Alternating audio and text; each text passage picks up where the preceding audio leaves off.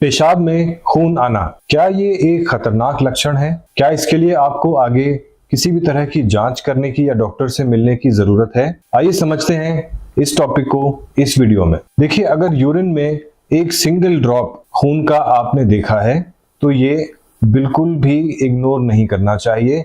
ये एक बहुत इंपॉर्टेंट साइन हो सकता है किसी भी अंडरलाइंग डिजीज या किसी बीमारी का। एकदम से कोई घबराने की बात नहीं होती है, लेकिन खून आना एक ऐसा लक्षण है जिसके लिए हमें आगे कुछ इन्वेस्टिगेशंस करना जरूरी होता है।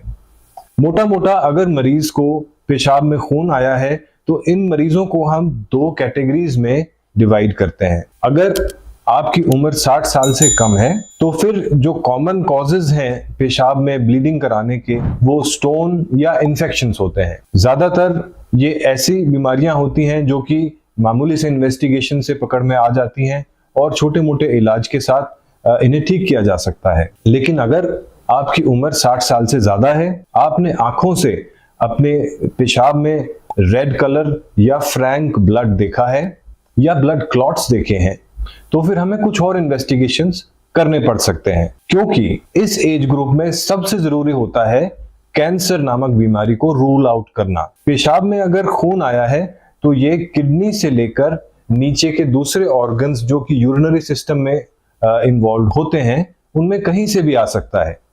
किडनी से आ सकता है, यूरिन पाइप से आ सकता है, पेशाब की थैली या यूरिनरी ब्लैडर से आ सकता है, प्रोस्टेट से आ सकता है या यूरिन पाइप से आ सकता है। मोस्ट कॉमनली इवन 60 साल के बाद भी यूजुअली कोई पेशाब का इन्फेक्शन होता है, पथरियां होती हैं जिनसे ये ब्लड आ सकता है। इसके बाद प्रोस्टेट की साइज अगर बड़ी हुई है तो इसके कारण भी पेशाब में ब्लीडिंग हो सकती है, जबकि पेशाब आपको जोर लगा के करना पड़ता है। लेकिन सबसे जरूरी ये होता है कि हमें इस एज ग्रुप में कोई कैंसर नामक बीमारी तो नहीं बैठी हुई है, इसे रूल आउट करना।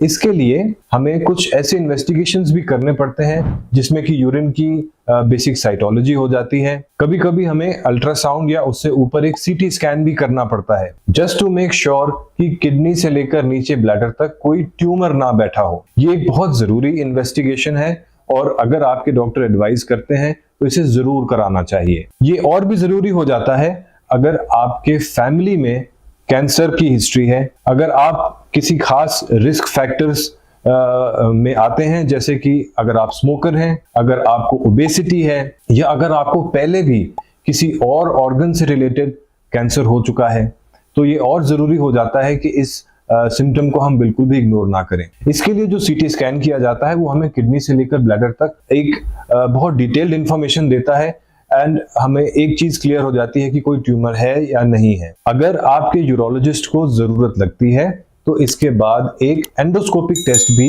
करना पड़ सकता है, जिसमें कि हम एक पतले से टेलीस्कोप से पेशाब के रास्ते की जांच करते हैं, जिसमें कि पेशाब का रास्ता, प्रोस्टेट और यूरिनरी ब्लैडर को डिटेल में एग्जामिन किया जाता है। ये सारा कुछ आपको अपने यूरोलॉजिस्ट से बैठकर एक बार डिस्कस करना जरूरी है। इस वीडियो का जो मेरा मैसेज है वो ये है कि आपकी कोई भी एज ग्रुप हो, अगर आपने यूरिन में अपनी आंखों से ब्लड देख लिया है, इसे बिल्कुल भी इग्नोर नहीं करना है। मोस्ट कॉमनली कोई छोटी मोटी बीमारी के कारण ही होता है। 100 में से 20 बार पता भी नहीं चलता कि ये ब्लड क्यों आया है और दोबारा आता भी नहीं है डिस्पाइट एवरी इन्वेस्टिगेशन। लेकिन अगर इस ब्लड के पीछे कोई ऐसा कारण है जो कि किडनी का कोई ट्यूमर है या ब्लैडर का कोई ट्यूमर है, तो उसको अगर हम टाइमली पकड़ लेते हैं तो उसका हम सक्सेसफुल इलाज कर सकते हैं। आज हमारे पास हर तरह के ट्यूमर्स का सक्सेसफुल मिनिमली इन्वेजिव तरीके से किए जाने वाले इलाज उपलब्ध हैं, लेकिन एक शर्त है कि हम उसे टाइमली पकड़ लें, इससे पहले कि वो कैंसर साइज में बड़ा हो जाए या दूसरे ऑर्गन्स में फैल जाए। तो अगर आपने ब्लड देखा है पेशाब में, बिना देरी किए अपने डॉक्टर से जल्द मिलें और जो भी आपको इन्वेस्टिगेशंस एडवाइस की जा रही हैं वो इन्वेस्टिगेशंस कराएं।